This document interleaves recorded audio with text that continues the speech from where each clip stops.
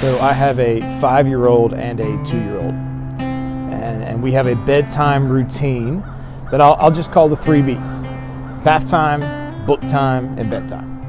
And when it comes to book time, we turn on this little device on the dresser called a white noise machine. Now, the beauty of this machine is that it creates consistent static sound.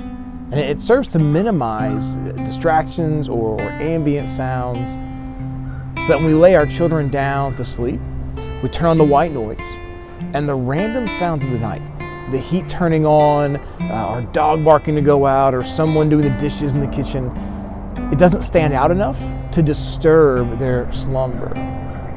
The sounds just kind of melt away into the white noise.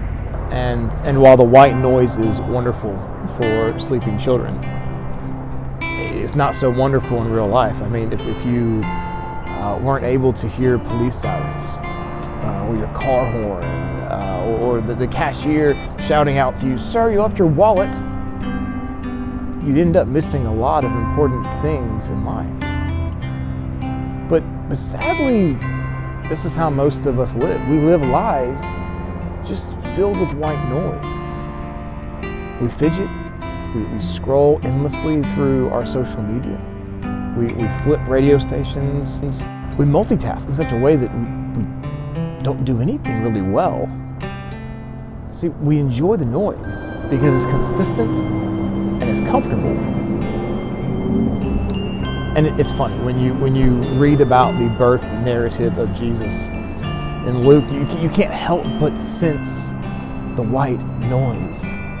In Luke 2:1-3, we read, "In those days a decree went out from Caesar Augustus that all the world should be registered.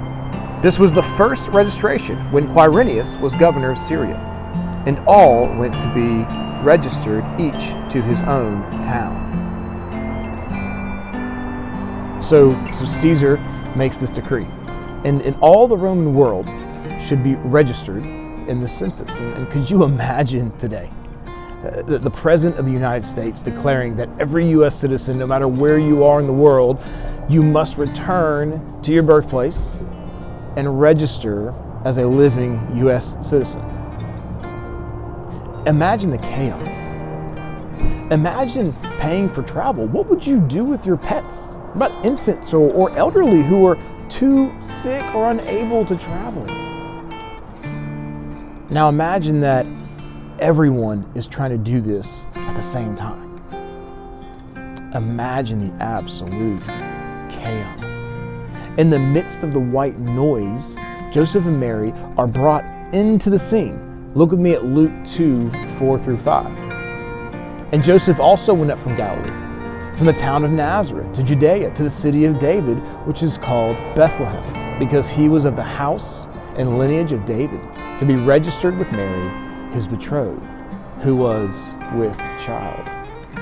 So Joseph and pregnant Mary, they're headed to Bethlehem. And do you notice that Mary is listed as his betrothed? They aren't married yet. And Mary is with child. So if you remember, Joseph was going to just break off this engagement with Mary when he discovered she was pregnant. But an angel of the Lord appeared to Joseph and told him that she was bearing the Messiah, conceived by the power of the Holy Spirit. Now put yourself in Joseph's shoes. Here you are, returning to your roots, returning to your family, and people who have known you your entire life. And here you are bringing a very pregnant woman with whom you are not married. I'm sure Joseph was pretty happy for the white noise, maybe slightly grateful, in fact, because the noise of the census allowed them to slip in. Because it would have been a great shame for Joseph and a great shame for her. Let's keep going. We'll read verses 6 and 7 of Luke 2. "And while they were there, the time came for her to give birth. And she gave birth to her firstborn son, and wrapped him in swaddling clothes, and laid him in a manger, because there was no place for them in the inn." So while home for the census, Mary goes into labor, and Jesus is born. And because everything is so packed and everyone's trying to do this at the same time, Mary's forced to birth and house Jesus in what is essentially an indoor stable adjacent to the household kitchen.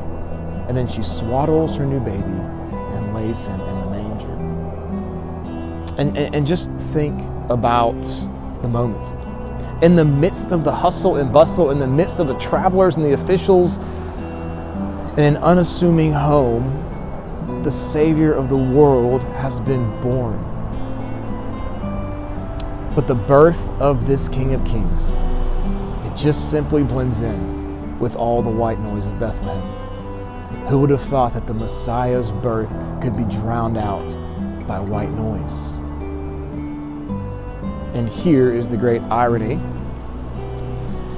The people closest to Jesus, who were the last ones to recognize that he was the Messiah. It was the shepherds in the fields that came to see him. It was the Magi from afar that traveled to lavish him with gifts. His siblings didn't acknowledge who he was until his death or maybe even his resurrection. And in these few verses, there's a warning for those paying attention to what happens when we are close to Jesus, yet allow the white noise to drown him out. I mean, a couple nights ago, I went into my children's room as they slept. I tripped over a table and then knocked over some toys on the ground. Everything comes crashing down in one loud bang. But because of that white noise machine, the clamor just wasn't distracting enough to wake my kids from their sleep. And so I guess what's really the point of this short video is you can see the white noise around Christmas. And it has this numbing effect where it drowns out the sounds that really matter. See, we can sing carols, but miss the message. We can light candles, but miss the light.